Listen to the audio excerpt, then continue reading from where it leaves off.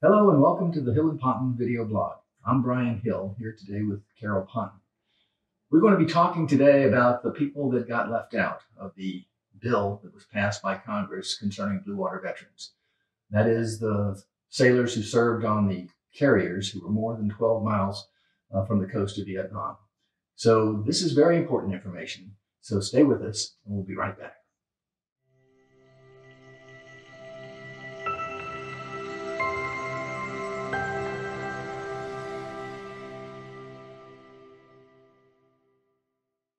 So Carol, in this new act that was passed, it's very clear that the sailors on the carriers were not included. Right.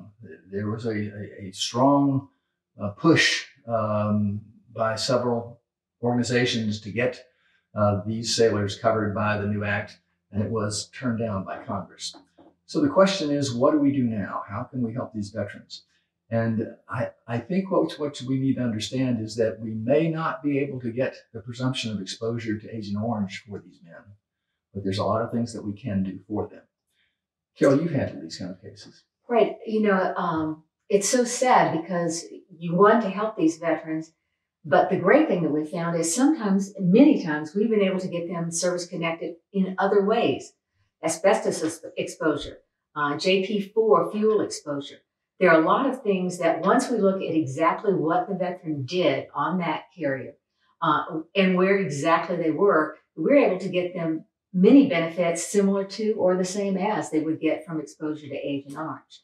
So basically, we're saying you need to have somebody really look at everything about your case, what you may have been exposed to, and what that would entitle you to as far as benefits. I had a case involving a widow whose husband was in the Blue Water Navy.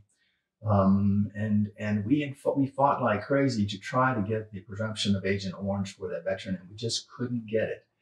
And at the last minute, I realized this man was on a Navy ship for an extensive period of time. He died of a lung disease, and that's clearly an asbestos issue.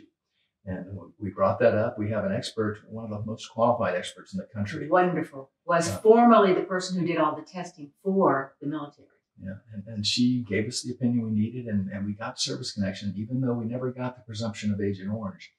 We got service connection for that woman, and she got her benefits. And I have a veteran who I could not prove was in Vietnam, but I realized he had been exposed to JP4, and therefore I was able to get him service connected for the same benefits he was asking for under Agent Orange. So I guess what we're saying to the veterans who don't get this new presumption, don't give up. Make sure you talk to somebody who knows where you were and knows the toxic exposures you were exposed to in service. And let's see what we can do for you. Thanks so much for joining us today. And if you have any questions, please call us.